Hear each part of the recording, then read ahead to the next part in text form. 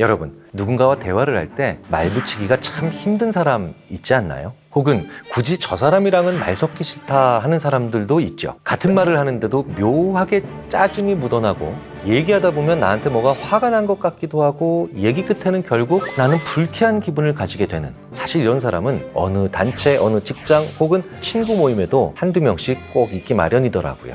자, 그렇다면 대체 그 사람들은 왜 이렇게 날카로워져 있는 걸까요? 왜 말끝마다 신경질이 묻어나 있는 걸까요? 아무리 생각해도 이해가 안 가시죠? 그 이해 안 가는 타인의 심리, 지금부터 읽어드리겠습니다.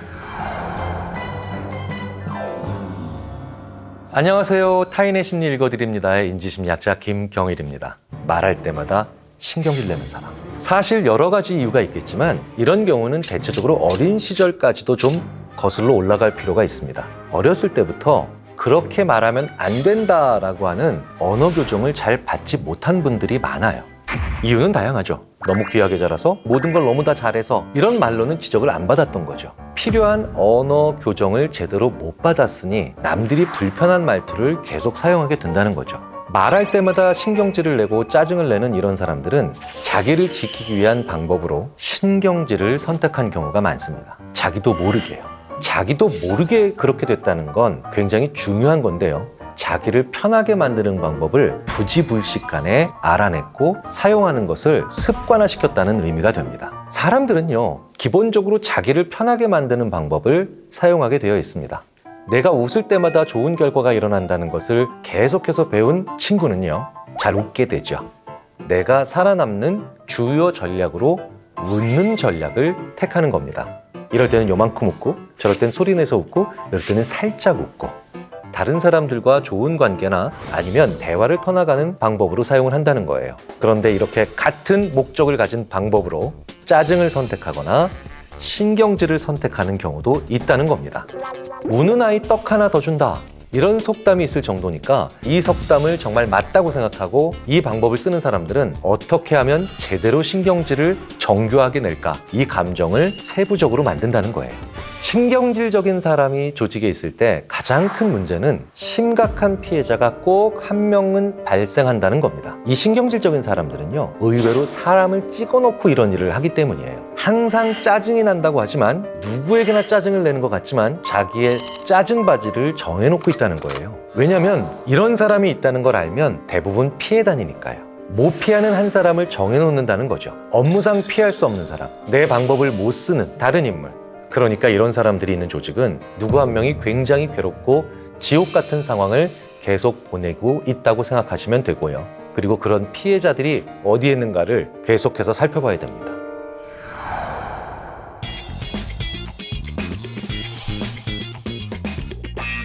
신경질 내는 사람이 나와 친하지 않다면 사실 거리를 확 벌려버리면 되죠. 하지만 나와 친하고 능력적으로 필요한 사람이 이런다면 짜증을 내는 것이 궁극적으로 문제를 해결하는 방법이 결코 될 수 없다는 걸 분명히 알려줘야죠. 하지만 이건 대단한 용기가 필요하기도 합니다. 그리고 이건 아이에게나 가능한 일이기도 하죠. 아빠가 너 이거 사주려고 했는데 짜증내서 안 사주는 거야. 아빠가 이거 해주려고 했는데 불필요하게 화내서 안 해주는 거야. 자, 그런데 여기서 중요한 말은 뭘까요? 불필요하게, 너무, 지나치게, 정도를 나타내는 부사를 꼭 넣어줘야 한다는 거예요. 완전히 다른 말이 될 수도 있다는 겁니다. 정도를 조절하게 만드는 게 부사거든요. 아이를 교육시킬 때 네가 화를 내서 안 사주는 거야 라는 말과 네가 화를 지나치게 내서 안 사주는 거야 라는 말은 완전히 다릅니다. 네가 화를 내서 안 사주는 거야 라는 말은요, 화를 내면 안 되겠다라고 하는 아주 이분법적인 그리고 억압적인 사고를 만들어낼 수 있죠. 하지만 네가 화를 지나치게 내서 안 사주는 거야 라는 말은 아이로 하여금 그러니까 내가 어느 정도로 감정을 표출해야 제일 적절한 걸까 라고 하는 정교한 생각을 하게 만들 수 있는 말이죠. 우리는 부모의 말에서 부사가 있고 없고가 얼마나 큰 차이를 만들어내는가를 다양한 경우에 살펴볼 수 있다는 겁니다. 하지만 이건 아이의 경우죠. 그렇다면 어른의 경우에는 어떻게 해야 할까요? 그 사람이 나에게 와서 짜증을 내서 불편하다는 건 필요 이상으로 강하게 이야기한다는 거잖아요. 그러면 그 사람의 부사를 오히려 역으로 조절하기 위해서 우리가 물어봐야 합니다. 지금 그 사람이 내뱉은 그 짜증이 어느 정도인지 그 부사를 집어넣어서 물어봐 줘야 됩니다. 어느 정도로 어디가 어떤 건지 얘기해 주세요. 각을 잡고 물어보셔야 돼요. 그러면 그 사람은 아주 심각한 함정에 빠지는 게 됩니다. 다 마음에 안 들어 라고 나가는 순간 자기는 성격 파탄자가 되는 거죠.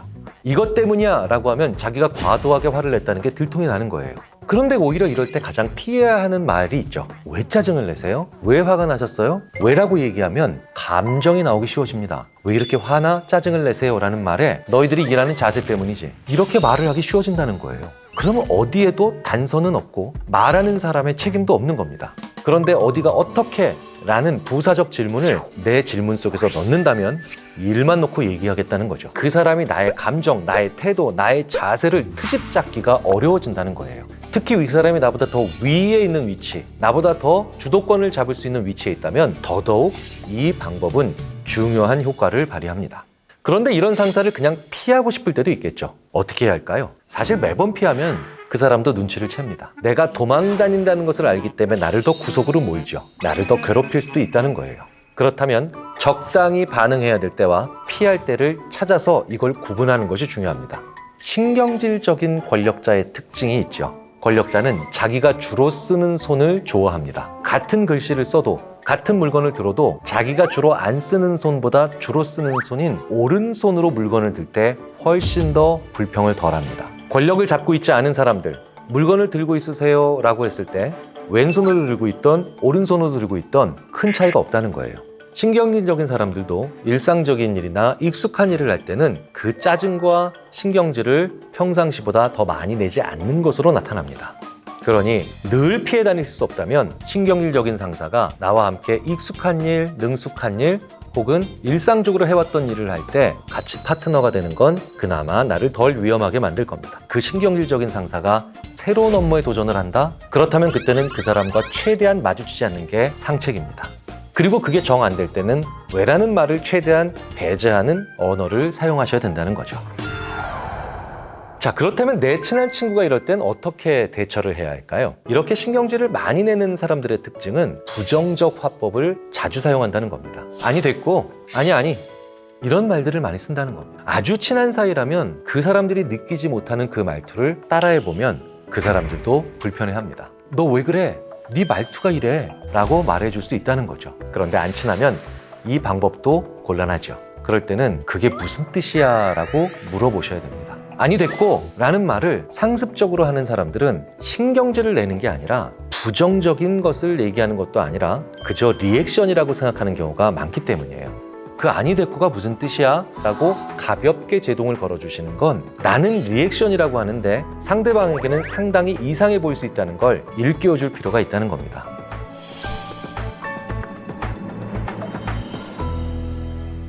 너 말투가 왜 이래? 말투가 좀 거슬려 라는 느낌을 상대방으로부터 받으셨다면 내가 신경질적으로 말하고 있지 않는지 걱정을 해보실 필요가 있다는 거고요. 그리고 이런 걱정을 해보신 적이 몇 번이라도 있다면 이 방법을 추천드리고 싶습니다.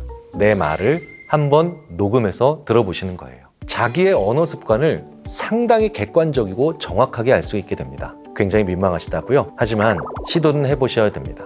저도 1990년대 후반에 처음으로 강의를 시작할 때 제 강의를 녹음해서 들어보고 난 다음에 3일 동안 잠이 안 왔죠. 그런데 그날 이후로 그나마 지금 약간이라도 괜찮은 말을 해볼 수 있는 게 아닐까 싶다는 겁니다. 마지막으로 꼭 강조드리고 싶은 게 있습니다. 신경질이 많은 사람이 꼭 나쁘기만 한 걸까? 부정적인 시선으로만 보실 필요는 없다는 거예요. 신경질이 많은 사람은요, 굉장히 많은 능력을 가지고 있는 사람이기 때문일 수도 있다는 겁니다. 신경질 내는 걸 늘 문제 해결 방법으로 쓰는 꼬이고 문제가 많은 사람들이 분명히 있는 반면 또 하나의 사람들이 있다는 거죠. Highly sensitive people이라고 영어에서는 표현합니다. 매우 예민한 사람들이라는 거예요.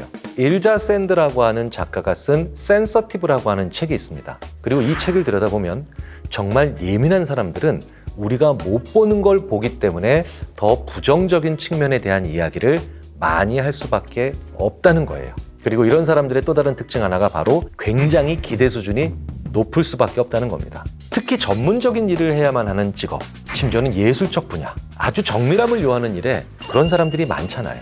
이런 사람들과 공존할 수 있는 방법에는 뭐가 있을까요? 가장 중요한 건 속도를 맞춰주는 게 필요합니다. 너무 많은 걸 보고 많은 걸 느끼니 나처럼 빨리 지나칠 수가 없다는 겁니다.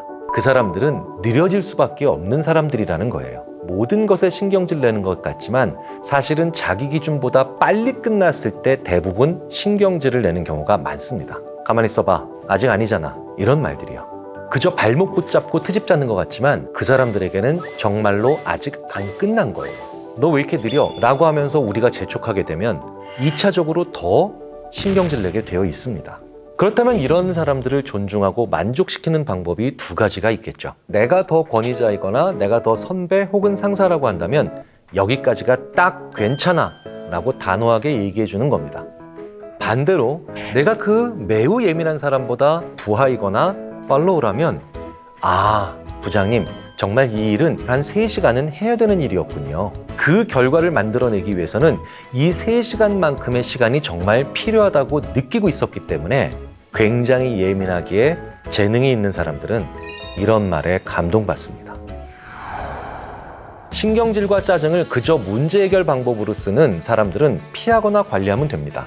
하지만 나보다 더 많은 걸 볼 수 있어서 혹은 더 많은 걸 느낄 수밖에 없어서 예민한 사람들은 그 사람들이 가지고 있는 재능으로부터 나오는 부정적인 언행일 수 있다는 거예요. 나와 함께 공존해야 되는 사람들입니다. 내가 쓴 시간을 존중해주고 나에게 속도를 맞춰주는 정말 나를 배려함과 동시에 존중할 수 있게 되는 거죠. 그리고 그게 정 안 될 때는 왜라는 말을 최대한 배제하는 언어를 사용하셔야 된다는 거죠. 야, 정말 왜 얘기할수록 누가 계속 생각난다 진짜. 이걸 말하면서도 야 진짜 내가 이런 사람들을 한두 번 겪어본 게 아니에요 진짜. 네. 야 정말 내가 막 신경질이 나네.